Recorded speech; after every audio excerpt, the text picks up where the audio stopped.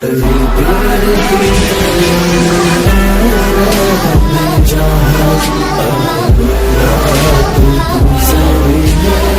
اس وقت ہم ایک ایسے مقرر، ایک ایسے خطیب تک پہنچتا ہوں جن کی تقریر الحمدللہ الہامی تقریر ہوا کرتی ہے، جن کی خطابت کا جادو سامعین کا سر چڑھ کے بولا کرتا ہے۔ فن خطابت کے ماہر نایاب، حامی قرآن و سنت، قاطع شرک و بدعت حضرت علامہ و مولانا مفتی انور قاسمی دربھنگا سے گزارش کرتا ہوں ان چار مصروں کے ساتھ کہ اعلیٰ کے تکلم کا کوئی کام نہیں ہے۔ کہا سبحان اللہ۔ اعلیٰ کے تکلم کا کوئی کام نہیں ہے، سب خاص ہے، محفل میں کوئی عام نہیں ہے۔ گر مل جائے مجھ کو آپ کی نگاہوں کا سہارا، دنیا نہ بدل دوں تو میرا نام نہیں ہے، دنیا نہ بدل دوں تو میرا نام نہیں ہے۔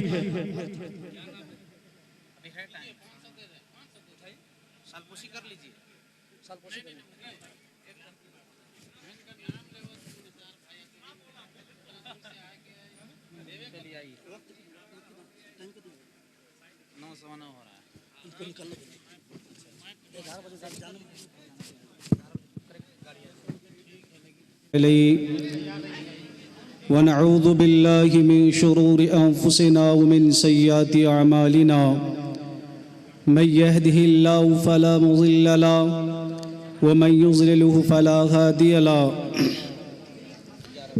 ونشهد أن لا إله إلا الله وحده لا شريك له قال الله تبارك وتعالى في الكلام المجيد أعوذ بالله من الشيطان الرجيم بسم الله الرحمن الرحيم يا أيها الذين آمنوا قوا أنفسكم وأهليكم نارا وعن علي بن أبي طالب رضي الله تعالى عنه قال رسول الله صلى الله عليه وسلم يوشك أن يأتي على الناس زمان لا يبقى من الإسلام إلا اسمه ولا يبقى من القرآن إلا رسمه مساجدهم عامرة وهي خراب من الهدى صدق الله مولانا العظيم وصدق رسوله النبي الكريم ونحن على ذلك من الشاهدين والشاكرين والحمد لله رب العالمين۔ تجھ سے ابتدا ہر چیز کی منتہا تو ہے، تجھ سے ابتدا ہر چیز کی منتہا تو ہے، ازل سے ابد تک ابتدا انتہا تو ہے۔ تو ہی اول تو ہی آخر تو ہی ظاہر تو ہی باطن، تو ہی اول تو ہی آخر تو ہی ظاہر تو ہی باطن، تجھی کو حمد زیبا ہے، ہم سب کا خدا تو ہے۔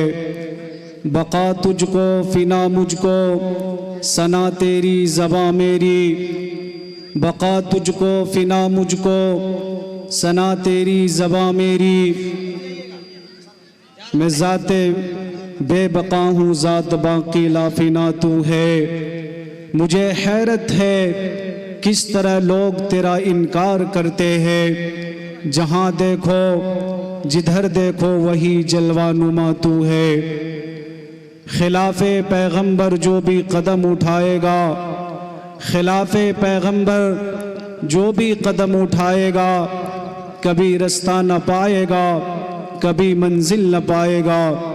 حضرات محترم، قابل قدر سامعین کرام، نوجوان دوستوں، اسٹیج پر بیٹھے ہوئے معزز علماء کرام، پردہ نشی ماں اور بہنوں، اللہ تبارک و تعالیٰ کا ہم تمام لوگوں کو شکر و احسان ہونا چاہیے، شکریہ ادا کرنا چاہیے کہ اس مالک بے نیاز نے ہم تمام لوگوں کو ایک جگہ بیٹھ کر دین کی باتیں سننے کی توفیق عطا فرمائی۔ اللہ تبارک و تعالیٰ ہمیں صحیح بات کہنے کی توفیق عطا فرمائے اور ہم سب کو قابل قبول باتوں پر عمل کرنے کی توفیق عطا فرمائے۔ اللہ کا قرآن کہتا ہے ان اللہ لا یغیر ما بقوم، کہ اللہ اس وقت تک کسی قوم کی حالت نہیں بدلتا جب تک کہ وہ قوم خود اپنے آپ کو نہ بدل لے۔ اور اقبال نے کہا تھا، علامہ اقبال نے کہا تھا کہ خدا نے آج تک اس قوم کی حالت نہیں بدلی، خدا نے آج تک اس قوم کی حالت نہیں بدلی، نہ ہو جس کو خیال خود اپنے حالت کے بدلنے کا۔ حضرات محترم، اللہ کا قرآن کہتا ہے کہ اللہ اس وقت تک اس قوم کی حالت نہیں بدلتا جب تک کہ وہ قوم خود اپنے وجود کو نہ بدل لے، جب تک کہ وہ اپنے آپ کو بدلنے کی کوشش نہ کرے۔ آپ قوم عاد کی تاریخ اٹھا کر دیکھیں، آپ قوم سمود کی تاریخ اٹھا کر دیکھیں، آپ قوم لوط کی تاریخ اٹھا کر دیکھیں، آپ فرعون کی تاریخ اٹھا کر دیکھیں۔ قرآن کہتا ہے أَلَمْ تَرَ كَيْفَ فَعَلَ رَبُّكَ بِعَادٍ إِرَمَ ذَاتِ الْعِمَادِ الَّتِي لَمْ يُخْلَقْ مِثْلُهَا فِي الْبِلَادِ وَثَمُودَ الَّذِينَ جَابُوا الصَّخْرَ بِالْوَادِ۔ اے لوگو، کیا تم نے قوم عاد کی تاریخ کو نہیں پڑھا؟ کیا تم نے قوم سمود کی تاریخ کو نہیں پڑھا؟ کیا تم نے قوم لوط کی تاریخ کو نہیں پڑھا، جو انا ربکم الاعلی کا نعرہ لگاتا تھا، جو یہ کہتا تھا کہ ہم جیسا متکبر، ہم جیسا قوی اور طاقتور دنیا میں کوئی نہیں ہے۔ لیکن جب اس نے اپنی حالت کو نہیں بدلا، جب اس نے اپنی حالات کو نہیں بدلا، اللہ تبارک و تعالی فرماتے ہیں أَلَمْ تَرَ كَيْفَ فَعَلَ رَبُّكَ بِعَادٍ۔ اے لوگو، قرآن کو پڑھو، قوم عاد کی تاریخ اٹھا کر دیکھو، قوم سمود کی تاریخ اٹھا کر دیکھو، قوم لوط کی تاریخ اٹھا کر دیکھو، فرعون کی تاریخ اٹھا کر دیکھو۔ یہ وہ لوگ تھے جس نے اپنی حالت کو نہیں بدلا تو اللہ تبارک و تعالیٰ نے اسے برباد کر دیا، اسے ملیا میٹ کر دیا، اسے نیست و نابود کر دیا۔ حضرات محترم، آج جو امت کے حالات ہے، آج جو امت اپنے اعمال پر رو رہا ہے، اپنے اعمال پر آج جو امت رو رہی ہے، کبھی میرے کریم آقا صلی اللہ علیہ وسلم نے آج سے 1400 سال پہلے یہ تاریخی جملہ کہا تھا، یوشک ان یاتی علی الناس زمان لا یبق من الاسلام الا اسمہ ولا یبق من القرآن الا رسمہ۔ اے لوگو، ان قریب ایک زمانہ آنے والا ہے جس میں اسلام کا صرف اور صرف نام باقی رہ جائے گا۔ آج ہم جب اسلام کی تاریخ کو اٹھا کر دیکھتے ہیں تو اسلام اتنا خوبصورت مذہب، اتنا پاک صاف مذہب، جس کے بارے میں میرے کریم آقا صلی اللہ علیہ وسلم فرماتے ہیں کہ اس جیسا خوبصورت مذہب تو کوئی ہے ہی نہیں، جس کے بارے میں قرآن کہتا ہے ان عند اللہ الاسلام ومن یبتغی غیر الاسلام دینا فہو الد الخصام، کہ اللہ کے یہاں اگر کوئی مذہب قابل قبول ہے تو وہ مذہب اسلام ہے۔ مذہب اسلام کے علاوہ اگر کوئی دوسرے مذہب کی پیروی کرتا ہے تو وہ سخت گمراہی میں ہے۔ لیکن آج ہم نے اسلام کے اصل چہرے کو چھپایا ہے، آج ہم نے اسلام کے اصل چہرے کو چھپایا ہے۔ جب یروشلم فتح ہوا، حضرت عبیدہ بن جراح نے زاویہ کے مقام پر امیر المؤمنین قاتل المشرکین والزندیقین خلیفہ مدینہ جناب سیدنا عمر ابن خطاب کا زاویہ کے مقام پر والہانہ استقبال کیا۔ حضرت امیر المؤمنین زاویہ کے مقام پر گئے اور حضرت عبیدہ ابن جراح کے دونوں مونڈھے پہ ہاتھ رکھا اور ایک تاریخی جملہ کہا۔ آج بھی وہ جملہ تاریخ کی کتاب میں موجود ہے۔ حضرت امیر المؤمنین نے حضرت عبیدہ بن جراح کے مونڈے پہ ہاتھ رکھ کے ایک تاریخی جملہ کہا تھا، کہا عبیدہ انا کننا اذل قومنا فاذن اللہ بالاسلام۔ اے عبیدہ، ہم ایک ذلیل قوم تھے، ہم ایک رسوا قوم تھے، کوئی ہمیں اونٹ کی مینگنیوں میں کھیلنے والا سمجھتا، کوئی ہمیں جوہلہ عرب کا خطاب دیتا، کوئی ہمیں جاہل مکہ کہتا۔ ہم تو ایسے تھے کہ خانہ کعبہ کا طواف ننگی حالتوں میں کیا کرتے تھے، ماں اور بہنوں کو زنا کرنے پر فخر محسوس کیا کیا کرتے تھے، انا کننا اذل قومنا، عبیدہ ہم تو ایک ظالم قوم تھے، لیکن جب ہم نے اسلام کو اپنا مذہب مانا، محمد عربی کو ہم نے ہادی و رہبر مانا، اور قرآن کو جب ہم نے اپنی کتاب مانا، انا کننا اذل قومنا، ہم تو ایک ذلیل قوم تھے، ہم تو ایک رسوا قوم تھے، کوئی ہمیں عزت کی نظر سے نہیں دیکھتا تھا، لیکن جب ہم نے محمد عربی کو اپنا آقا رہبر مانا، قرآن کو اپنا مذہبی کتاب مانا، اور اللہ کی اطاعت کے تحت اپنی زندگی کو وقف کر دیا، وہ عمر جس سے 5 اونٹ نہیں سنبھالے جاتے تھے، آج وہ عمر 22 لاکھ مربع میل زمین پر حکومت کر رہا ہے۔ اور حضرت عمر نے تاریخی جملہ کہا تھا، کہا اے عبیدہ، جب تک کہ یہ مسلمان، جب تک کہ یہ ایمان والے اس اسلام پر عمل کرتا رہے گا، اسلام کو اپنا مذہب مانتا رہے گا، دنیا کی کوئی قوم اسے ذلیل نہیں کر سکتی ہے، دنیا کی کوئی قوم اس کو رسوا نہیں کر سکتی ہے۔ اور جب یہ ایمان والے اپنی اسلامی شناخت کو گرا دے گا، اپنی اسلامی پہچان کو کھو دے گا، قرآن کو بالائے طاق رکھ دے گا، محمد عربی کی سنت کو اپنے پاؤں تلے روند دے گا، یہ قوم ایسا ذلیل ہوگا کہ ایک چیٹی بھی اس کے حکم ماننے کے لیے تیار نہیں ہوگی۔ حضرات محترم، آج ہم اپنے حالات کو دیکھیں، آج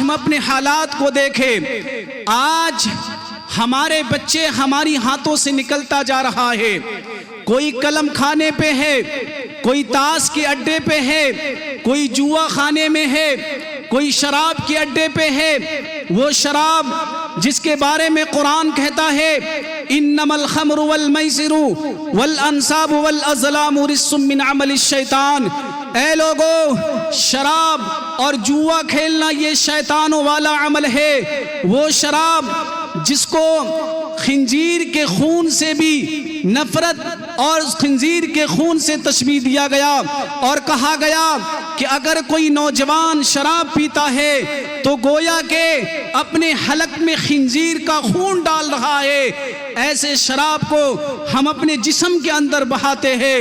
قرآن کہتا ہے اے ایمان والو لا تقربوا الزنا انہو کان فاحشۃ وساء سبیلا، اے لوگو زنا کے قریب مت جاؤ، بے شک وہ بے حیائی کی طرف بلاتا ہے۔ لیکن آج بے حیائی، بے شرمی، بدکاری، عیاری، مکاری، یہ تمام چیزیں ہماری زندگی کا ایک عمل بن چکا ہے۔ یہ قوم کیسے عزت کے راستے پر جا سکتی ہے؟ یہ قوم کیوں نہیں ذلیل ہوگی جبکہ اس نے اپنے سنویدھان جس کو اللہ تعالیٰ نے قرآن میں لکھا، جب ہم نے قرآن کو بالائے طاق رکھ دیا، اپنے سنویدھان کو ہم نے نہیں پہچانا، اپنے قرآن کو جب ہم نے نہیں پڑھا اور اس پر ہم عمل نہیں کیا، تو یہ قوم کیسے عزت پا سکتی ہے؟ یہ قوم کیسے عزت پا سکتی ہے؟ آج ہماری اولاد ہمارے ہاتھوں سے نکلتا جا رہا ہے۔ میں نے اپنے آنکھوں سے دیکھا ہے کہ بیٹا باپ کے منہ پر تماچا مارتا ہے، بیٹا ماں کو دھکے دے کر گھر سے باہر نکالتا ہے، آخر یہ اولاد نافرمان کیسے بن گئی؟ باصاحب یہ بالکل صحیح بات ہے اور یہ حقیقت بات ہے کہ آج ہم نے اپنی اولاد کو وقت نہیں دیا، آج ہم نے اپنی اولاد کو وقت نہیں دیا، اور ہم نے اپنے اپنی اولاد کو صحیح تعلیم و تربیت نہیں دیا۔ آج ہم اپنی اولاد کو اسکول کے اندر بھیجتے ہیں، کالج کے اندر ہم اپنی اولاد کو بھیجتے ہیں، دنیاوی تعلیم تو ہم اپنی اولاد کو دیتے ہیں، لیکن آخرت کی تعلیم ہم اپنی اولاد کو نہیں دیتے ہیں، آخرت کی تعلیم ہم اپنی اولاد کو نہیں دیتے ہیں۔ اس کا نتیجہ کیا ملتا ہے؟ ہم نے اپنی آنکھوں سے دیکھا ہے کہ جب باپ کا انتقال ہوتا ہے، بیٹا سانپ بن کے باپ کی دولت پر بیٹھ جاتا ہے، پھر مدارس کے حفاظ کو بلایا جاتا ہے اور قرآن خوانی کا اہتمام کیا جاتا ہے۔ اگر باپ مر جائے تو بیٹے کے درمیان وراثت کی تقسیم میں لڑائی جھگڑا ہوتا ہے، اور سب سے پہلے باپ کی اس چڑپائی کو صدقہ کرتا ہے جس پر باپ سویا کرتا تھا، کیوں؟ کہیں موت کا فرشتہ میرے گھر میں نہ آ جائے۔ سب سے پہلے باپ کی اس کرتے کو صدقہ کرتا ہے جس کو باپ زیب پہ تن کیا کرتا تھا، کیوں؟ کہیں موت کا فرشتہ میرے گھر میں نہ آ جائے۔ اللہ اکبر، یہ دنیا اتنی بے وفا ہو گئی صاحب، آپ اپنی اولاد کے لیے کروڑوں کا گاڑی آپ نے خرید دیا، لاکھوں کا آپ نے بنگلہ بنا دیا، لیکن آپ نے اگر اپنی اولاد کو دین کی تعلیم نہیں دیا، آخرت کی آپ نے کہانی نہیں سنائی، آخرت کا غم آپ نے اپنی اولاد کو نہیں دیا، تو معلوم ہے کیا ہوگا؟ جس اولاد کے لیے ہم خود نہیں سوتے ہیں، دھوپ کی تپش میں ہم محنت کرتے ہیں اور محنت و مشقت کر کے اپنی اولاد کو آگے بڑھاتے ہیں، کسی کو ڈاکٹر بناتے ہیں، کسی کو انجینئر بناتے ہیں، لیکن اگر آپ نے اس اولاد کو دین کی تعلیم نہیں دیا تو کل قیامت کی دن وہ اولاد کل قیامت کی دن اللہ سے کہے گا ربنا سعادتنا وکبرانا فضلونا السبیلا، اے اللہ ان بڑوں نے ہمیں گمراہ کر دیا تھا، ان بڑوں نے ہمیں ضلالت و گمراہی کے راستے میں ڈال دیا تھا، اسے آپ دوہرے عذاب میں گرفتار کیجئے، آپ اسے دوہرے عذاب میں گرفتار کیجئے۔ اس وقت ہماری حالت کیا ہوگی صاحب؟ اس وقت ہماری حالت کیا ہوگی صاحب؟ اس لیے اگر ہم چاہتے ہیں کہ ہماری اولاد ہمارے لیے دنیا میں بھی ذخیرہ آخرت، دنیا میں بھی ذخیرہ بنے اور آخرت میں بھی ذخیرہ آخرت بنے، تو ہم اپنی اولاد کو دنیاوی تعلیم کے ساتھ دین کے بھی تعلیم دے، ہم اپنی اولاد کو دیندار بنائے۔ اگر اولاد دیندار رہے گی تو ماں باپ کے حقوق کو پہچانے گی، ماں کی عزت کرے گی، باپ کا عزت کرے گا، اولاد اگر دیندار رہے گا۔ لیکن اگر اولاد دیندار نہیں رہے گا تو پھر ہمیں ندامت اٹھانی پڑے گی، ہمیں شرمندگی اٹھانی پڑے گی۔ اس لیے اگر ہم چاہتے ہیں کہ ہماری اولاد ہمارے لیے ذخیرہ آخرت بنے تو پھر ہم اپنی اولاد کو دیندار بنائے، ہم اپنی اولاد کو صحیح تعلیم دے، ہم اپنی اولاد کو صحیح تربیت دے، ہم اپنی اولاد کو بنانے میں سنوارنے میں وقت دیا کرے۔ اور اس میں سب سے اہم کردار ماں کا ہوا کرتا ہے۔ ماں اولاد کے لیے نمونہ ہوا کرتی ہے، ماں اولاد کے لیے کردار ہوا کرتی ہے۔ ایک ٹیچر نے ایک بچے سے اسکول میں سوال کیا کہ بیٹا بتاؤ آگے چل کر تم کیا بنو گے؟ اس طالب علم نے کہا کہ حضور والا آگے چل کر میں صحابی رسول بنوں گا۔ تو استاذ محترم نے کہا، اس ٹیچر نے کہا کہ بیٹا صحابی تو اسے کہتے ہیں جس نے رسول اللہ صلی اللہ علیہ وسلم کو اپنی آنکھوں کی نظروں سے دیکھا ہو، تو 1400 سال کے فاصلے پر کھڑا ہے، تو صحابی رسول کیسے بنے گا؟ تو صحابی رسول کیسے بنے گا؟ اس بیٹے نے کہا، اس بچے نے کہا، حضور جب میں سوتا تھا تو ہر دن میری ماں ایک صحابی رسول کی کہانی سناتی تھی، کبھی سیدنا ابو بکر کی قربانی کو بیان کرتی تھی، کبھی عمر فاروق کی عدالت کو بیان کرتی تھی۔ او صاحب، جس بیٹے کے اندر صحابہ کا پیار ڈالا گیا ہو، جس بیٹے کی ماں نے کوٹ کوٹ کر اس کے دل میں صحابہ کا پیار ڈالا ہو، اگر اس آدمی کے سامنے، اگر اس لڑکے کے سامنے اگر کوئی سیدنا ابو بکر صدیق کی شان میں گستاخی کرے گا تو وہ بچہ گتھی سے اس کی زبان نہیں کھینچ لے گا کہ تو ابو بکر کی شان میں گستاخی کرتا ہے۔ ارے ابو بکر تو وہ تھا جس کے بارے میں میرے آقا نے کہا تھا کہ کوئی جنت کے ایک دروازے سے داخل ہوگا، کوئی جنت کے 2 دروازے سے داخل ہوگا، ابو بکر تو وہ ہے جو جنت کے 8 دروازے سے داخل ہوگا، جو جنت کے 8 دروازے سے داخل ہوگا۔ اگر کوئی عمر کی شان میں گستاخی کرے گا تو وہ بچہ قینچی سے اس کی زبان نہیں کاٹ لے گا کہ تو عمر کی شان میں گستاخی کرتا ہے۔ ارے عمر تو وہ ہے جس کے بارے میں میرے آقا نے کہا تھا لو کان بعد نبی لکان عمر بن الخطاب، کہ اگر میرے بعد کوئی نبی ہوتا تو وہ نوجوان عمر تھا، تو عمر کے بارے میں گستاخی کرتا ہے۔ ارے عمر تو وہ تھا جس کے بارے میں میرے آقا نے تاریخی جملہ کہا تھا کہ اولاد مرتے ہیں تو والدین روتی ہے، والدین مرتے ہیں تو اولاد روتی ہے۔ عمر تو جس دن اس دنیا سے جائے گا قیامت تک میرا اسلام روتا رہ جائے گا، قیامت تک میرا اسلام روتا رہ جائے گا۔ اگر کوئی عثمان غنی کی شان میں گستاخی کرے تو بچہ قینچی سے اس کی زبان نہیں کاٹ لے گا کہ تو عثمان کی شان میں گستاخی کرتا ہے۔ عثمان تو وہ تھا جس سے فرشتے بھی بھی حیا کیا کرتا تھا۔ عثمان تو وہ تھا جس کے بارے میں میرے آقا نے کہا تھا کہ اگر مجھے 40 سے زائد بیٹیاں ہوتی، مجھے اگر 40 سے زائد بیٹیاں ہوتی تو میں ایک ایک کر کے عثمان کی نکاح میں دے دیتا۔ وہ اتنا پاک دامن ہے، وہ اتنا حیادار ہے کہ اس سے فرشتہ بھی حیا کرتا ہے، اس سے فرشتہ بھی حیا کرتا ہے۔ تو آخر اس بچے کے دل میں صحابہ کا پیار کس نے ڈالا؟ یہ ایک ماں کا کردار تھا۔ ایک اسکول میں ایک ٹیچر نے ایک طالب علم سے پوچھا، بیٹا بتاؤ تو آگے چل کر کیا بنو گے؟ کہا حضور والا میں آگے چل کر نور الدین جنگی بنوں گا۔ آپ جانتے ہیں کہ نور الدین جنگی کون ہے؟ یہ نور الدین جنگی وہ ہے جس کے خام میں محمد عربی صلی اللہ علیہ وسلم تشریف لائے، جس کے خام میں محمد عربی صلی اللہ علیہ وسلم تشریف لائے اور 2 یہودی کتوں کو دکھایا کہ یہ دونوں میرے جسم کو غائب کرنے کی کوشش کر رہا ہے۔ حضرت نور الدین جنگی ایک دن خام میں دیکھے، 2 دن خام میں دیکھے، جب تیسرے دن خام میں حضور تشریف لائے، نعرہ تکبیر کی آواز بلند کرتے ہوئے روضہ رسول پر حاضر ہوئے، ان دونوں یہودیوں کو واصل جہنم کیا اور پھر روضہ رسول پر حاضر ہو کے کہا بندے نواز میں اس قابل نہیں تھا کہ یہ خدمت آپ مجھ سے لے سکے، لیکن میں اپنے آپ کو سعادت مند سمجھتا ہوں کہ یہ خدمت آپ نے مجھ سے لے لیا۔ نور الدین جنگی نے کہا یہ خدمت آپ مجھ سے لے لیا۔ وہ بچہ کہتا ہے کہ حضور والا میں آگے چل کر نور الدین جنگی بنوں گا۔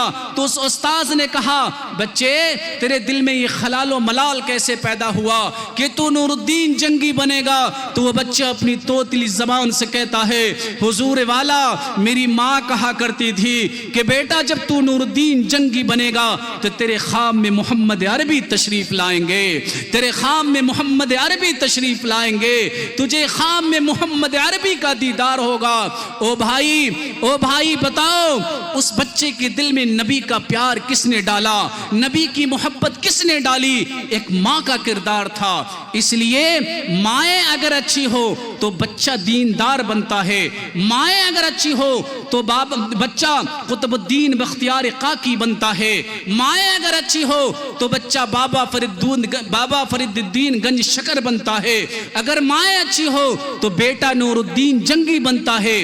اس لیے اولاد کی تربیت کے لیے اور اولاد کی تعلیم کے لیے ماں کا بہت بڑا کردار ہوتا ہے۔ اس لیے ماؤں بہنوں اگر یہ چاہتی ہو کہ ہمارے بچے ہماری بات کو سنیں، ہمارے بچے ہمارے لیے دنیا میں بھی توسع سامان ہو اور آخرت میں بھی ہمارے لیے نمونہ بنے، آخرت میں بھی ہمارے لیے ذخیرہ آخرت بنے، تو پھر اپنی اولاد کو دیندار بناؤ، اپنی اولاد کو مدارس کے اندر ڈالو، اپنی اولاد کو دیندار بناؤ، اس لیے کہ دیندار اولاد دنیا میں بھی کام آتا ہے اور آخرت میں بھی کام آتا ہے۔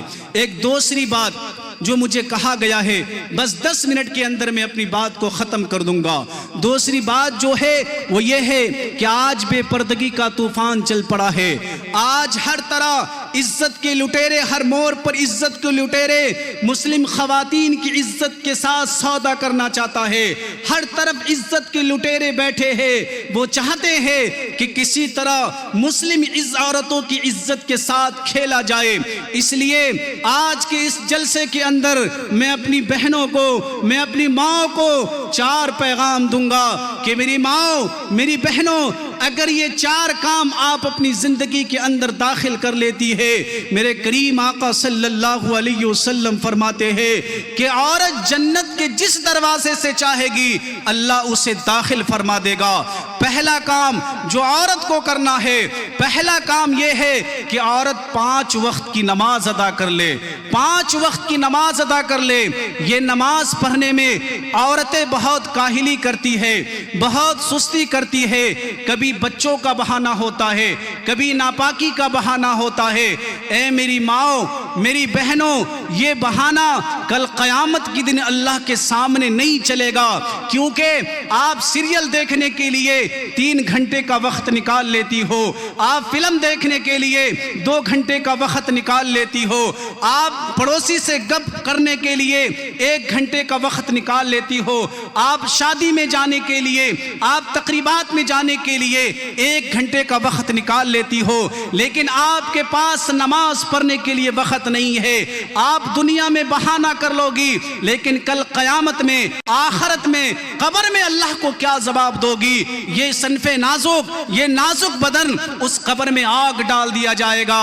میرے کریم آقا صلی اللہ علیہ وسلم فرماتے ہیں کہ بے نمازی کے قبر میں آگ ڈال دیا جاتا ہے، وہ بدن جس پر مکھی بیٹھ جائے تو مکھی کی تکلیف کو آپ برداشت نہیں کر سکتی ہو، تو جہنم کی آگ کو کیسے برداشت کر پاؤ گی؟ اگر آپ کے بدن پر، آپ کا بدن تو اتنا نرم و نازک ہے کہ اگر آپ کے بدن پر مکھی بیٹھ جائے تو مکھی کی تکلیف کو آپ برداشت نہیں کر سکتی، تو وہ سانپ، وہ بچھو جو تمہیں جسم پر ڈنک ماریں گے، اس کی ڈنک کو کیسے برداشت کر پاؤ گی؟ اس لیے میرے کریم آقا فرماتے ہیں کہ جو عورت چاہتی ہے، جو مرد چاہتا ہے کہ اللہ کے غیظ و غضب سے بچے، اللہ کی رسوائی سے بچے اور اسے گھسیٹ کر جہنم میں نہیں ڈالا جائے، تو اس کے لیے ضروری ہے کہ وہ نماز کی پابندی کرے۔ میرے آقا فرماتے ہیں کہ عورت نماز کی پابندی کر لے، اور دوسرا جو حکم میرے آقا نے کہا وہ یہ ہے کہ عورت اپنی عزت کی حفاظت کر لے، اپنی عصمت کی حفاظت کر لے۔ میری ماؤں، تمہارا کوئی وقار نہیں تھا، اسلام کے آنے سے پہلے تمہارا کوئی وجود نہیں تھا، دنیا تمہیں ذلیل نظروں سے دیکھا کرتی تھی، دنیا تمہیں حقیر نظروں سے دیکھا کرتی تھی۔ محمد عربی جب اس دنیا میں تشریف لائے تو آپ نے کہا کہ جس کے گھر میں بیٹی پیدا ہوگی اس کے گھر میں فرشتے آئے جائے کریں گے، جس کے گھر میں بیٹی پیدا ہوگی اس کے گھر میں رحمتوں کا نزول ہوگا۔ اللہ کے نبی نے آپ کے مقام کو زمین سے اٹھایا، سریا تک پہنچا دیا، لیکن آپ نے اللہ کے نبی کے لیے کیا کیا؟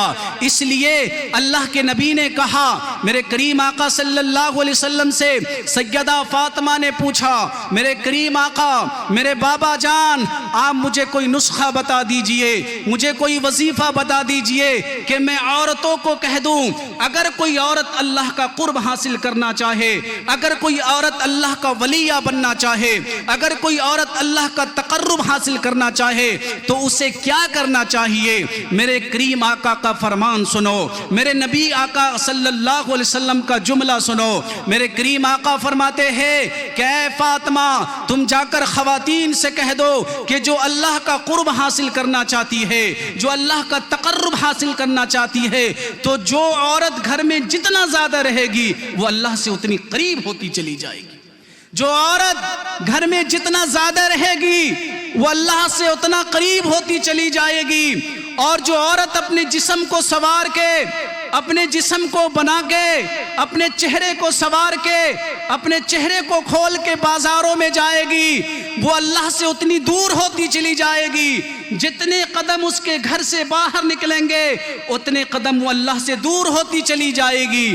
ماؤں، تمہاری دعائیں قبول ہوگی، بہنوں تمہاری دعائیں قبول ہوگی، تم بھائی کے لیے مانگو گے، اللہ تمہیں دے گا، تم شوہر کے لیے مانگو گی، اللہ تمہیں عطا کرے گا، تم باپ کے لیے مانگو گی، اللہ تمہیں عطا کرے گا۔ شرط یہ ہے کہ محمد عربی صلی اللہ علیہ وسلم کے فرمان کو اپنی زندگی کے اندر داخل کر لو، اپنی زندگی کے اندر داخل کر لو۔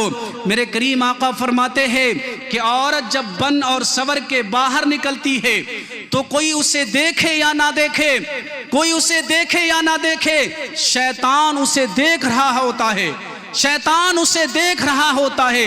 شاید کہ یہ بات آپ کو سمجھ میں آئے۔ او بھائی، ہزاروں عزت دار لوگ جو کہتے تھے کہ ہمیں اپنی بیٹی پر فخر ہے، اعتبار ہے، ہزاروں عزت دار لوگ اپنے تکیہ میں منہ چھپا کر رو رہے ہیں، جو کہتے تھے کہ ہمیں اپنے گھر کی عورتوں پر اعتبار ہے، وہ تکیہ کے پیچھے منہ چھپا کر رو رہے ہیں۔ کیوں؟ اس لیے کہ حضرت جنید بغدادی کی خدمت میں ایک شخص آیا ایک شخص آیا. اس جملہ کو آپ غور سے سنیے گا. حضرت جنید بغدادی کی خدمت میں ایک شخص آیا, کہا حضور والا مجھے اپنی بیٹی پر اعتبار ہے, کیا میں اسے کہیں داخلہ نہ کرا دوں, کیا میں اسے کہیں داخلہ نہ کرا دوں کہ وہ پڑھائی کر لے. تو حضرت جنید بغدادی کہنے لگے کہ تمہیں اعتبار ہے تو کیا نبی کو اعتبار نہیں تھا؟ نبی کو اپنی بیویوں پر اعتبار نہیں تھا؟ نبی کو اپنی بیٹیوں پر اعتبار نہیں تھا؟ حضور پاک علیہ السلام کی خدمت میں حضرت عائشہ بیٹھی ہے, جناب حفصہ بیٹھی ہے, جناب سودا بیٹھی ہے. ایک صحابی رسول آئے, حضرت عبداللہ ابن مکتوم.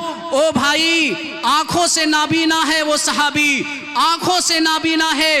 حضرت عبداللہ ابن مکتوم آئے, اور وہ بی بی جس کے بارے میں قرآن کہتا ہے کہ اس جیسی دوسری تو ہے ہی نہیں, اس جیسی دوسری تو ہے ہی نہیں. وہ بی بی جس کی پاک دامنی اور طہارت کی گواہی قرآن دیتا ہے, اس بی بی کے تعلق سے کہا گیا. حضرت عبداللہ ابن مکتوب آئے, کہا بیویوں اس سے پردہ کرو. آپ کہتے ہیں کہ ہمیں اپنی بیٹی پر اعتبار ہے.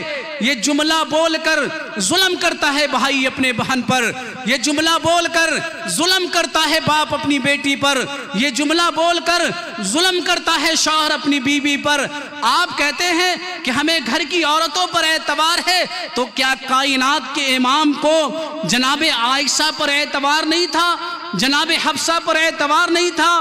حضرت عبداللہ ابن مکتوب آئے, اور آئے تو حضور نے کہا بیویوں اس سے پردہ کرو, اس سے پردہ کرو. ایک مرد آیا ہے, ایک صحابی رسول آیا ہے. جناب عائشہ نے کہا حضور یہ تو نابینا ہے, یہ دیکھ نہیں سکتے ہیں, یہ تو نابینا ہے, یہ آنکھوں سے دیکھ نہیں سکتے ہیں.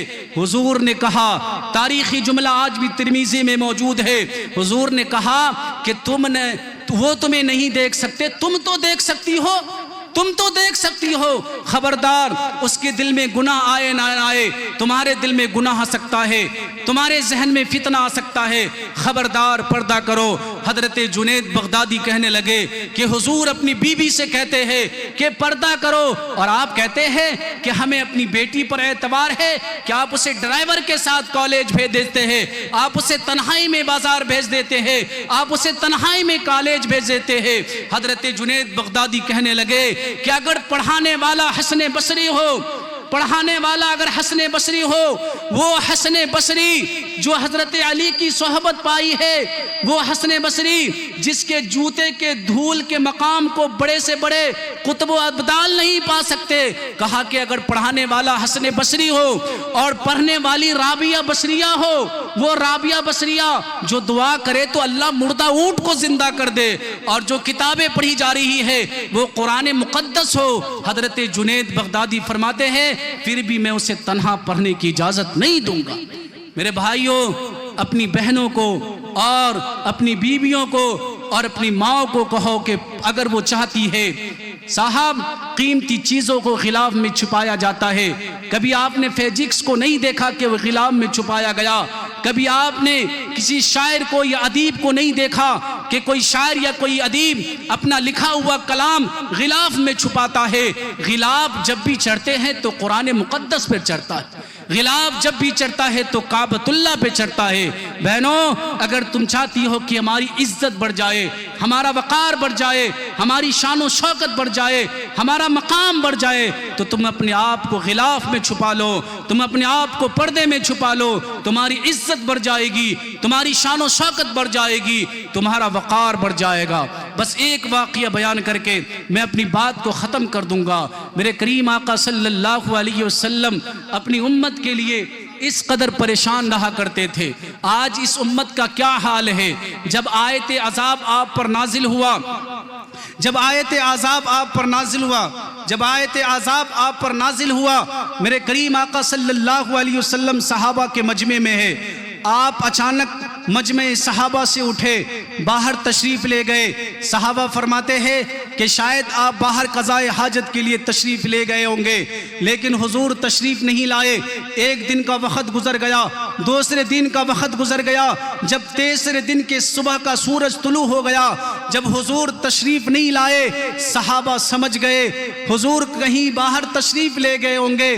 صحابہ کی بے چینی بڑھی، بے قراری بڑھی، اس لیے کہ صحابہ تو حضور کو دیکھ کر جیا کرتے تھے، صحابہ تو حضور کو دیکھ کر اپنی زندگی گزارا کرتے تھے، اور حضور کی جدائی صحابہ کو ایک لمحے کے لیے برداشت نہیں تھا۔ صحابہ ایک جنگل میں گئے، آج بھی مدینے کے اندر وہ جنگل موجود ہے۔ صحابہ ایک جنگل میں گئے، وہاں ایک چرواہا تھا، اپنی بکری کے ڈیور میں بیٹھا تھا، بکریوں کو چڑھا رہا تھا۔ صحابہ فرماتے ہیں کہ تم نے محمد نام کا آدمی یہاں دیکھا ہے؟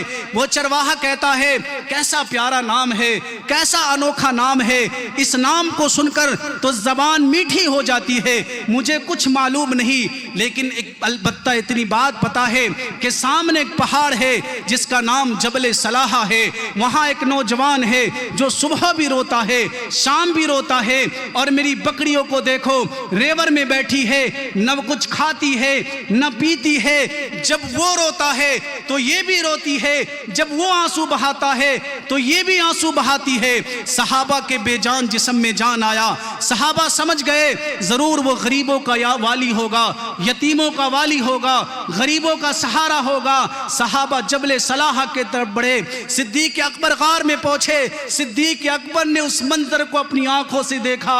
او بھائی، صدیق اکبر نے اس منظر کو اپنی آنکھ سے دیکھا کہ کائنات کے امام ایک نوکیلے پتھر پہ سر جھکا کر سجدے میں رو رہے تھے۔ او بھائی، اپنی معیشت کے لیے نہیں، اپنی کاروبار کے لیے نہیں، اپنے کاروبار کے لیے نہیں، آپ کی معیشت کا تو یہ عالم تھا کہ حضور سے فرماتے ہیں، اللہ فرماتے ہیں اے حضور اگر آپ اشارہ کر دے تو بطح مکہ کو میں سونا بنا دوں گا، جبل احد کو میں سونا بنا دوں گا، لیکن حضور فرماتے ہیں اللہ میری یہ خواہش ہے کہ ایک وقت کا کھانا کھاؤں تو آپ کا شکریہ ادا کروں، اور دوسرا وقت بھوکا رہوں تو آپ کی نعمتوں پر مجھے صبر ہو۔ او بھائی، یہ اپنی معیشت کے لیے نہیں تھا، یہ اپنے کاروبار کے لیے نہیں تھا، بلکہ حضور جبل صلاحہ ماں آپ کے لیے رو رہے تھے، ہمارے لیے رو رہے تھے۔ صدیق اکبر آگے بڑھے، منت سماجی کی، کہا حضور سجدے سے سر اٹھائیے، اللہ رحم کا معاملہ فرمائے گا۔ حضور فرماتے ہیں صدیق اس وقت تک سجدے سے سر نہیں اٹھا سکتا جب تک کہ اللہ میری امت کے بارے میں کوئی فیصلہ نہ کر دے۔ جب سیدہ فاطمہ کو یہ بات معلوم ہوئی ہے، سیدہ فاطمہ مدینے کی چند عورتوں کے ساتھ جبل صلاحہ کے طرف بڑھی ہے۔ راوی لکھتا ہے کہ سیدہ فاطمہ کے تن پر جو چادر تھی اس میں 14 پیوند لگے ہوئے تھے۔ حضور کے غار میں سیدہ فاطمہ پہنچی ہے کہ بابا سجدے سے سر نہیں اٹھائیں گے۔ سیدہ فاطمہ کی جسم پر جو رداء تھی وہ آسمان کے طرف اٹھایا اور کہا اے مولا، میں نے سنا ہے، درویشوں سے سنا ہے، فقیروں سے سنا ہے کہ جب اس کی دعا قبول نہیں ہوتی ہے تو وہ اپنی پگڑی کو تیری چوکھٹ پہ رکھ دیتا ہے، تو تجھے اپنے بندوں پر پیار آ جاتا ہے، تجھے اپنے بندوں پر دلار آ جاتا ہے۔ آج نبی کی بیٹی فاطمہ جس پر تو نے تطہیر کی آیت کو نازل کیا، جس پر تو نے پاک دامنی کی آیت کو نازل کیا، آج بابا کی امت کے سامنے تیرے ہاتھ پھیلائی ہے، بابا کی امت کے خاطر تیرے سامنے ہاتھ پھیلائی ہے۔ اللہ اس ہاتھ کی لاج رکھ لینا۔ اللہ اکبر۔ پھر کیا ہوا بھائی؟ ایسا لگا کہ قیامت آ گئی، ایسا لگا کہ بادل کے اور سورج نے اپنا منہ چھپا لیا، ایسا لگا کہ زلزلہ آ گیا۔ پھر کیا ہوا؟ رومی لکھتا ہے پس ندا آیت کے زستہ قائے رسول، من دعائے فاطمہ گردم قبول، گر طلب کر دی زمین و آسماں، جملہ بخشتے مستر یکزما۔ کہا حضور سجدے سے سر اٹھائیے، آپ قیامت کے دن اپنی امت کے لیے جو بھی کہیے گا، جس طرف سر اٹھائیے گا، جس طرف اشارہ کیجئے گا، ہم آپ کی امت کی خطا کو معاف کر کے اس کے لیے جنت کے فیصلے کر دیں گے۔ بھائی ذرا سوچئے، حضور ہمارے لیے اس قدر پریشان ہے، ہمارا حال کیا ہے؟ اس لیے آ جائیے، حضور کے طریقے پر آ جائیے۔ اللہ تبارک و تعالی ہم تمام لوگوں کو صراط مستقیم پر چلنے کی توفیق عطا فرمائے۔ وما توفیق الا باللہ، وآخر الدعوانا الحمدللہ رب العالمین۔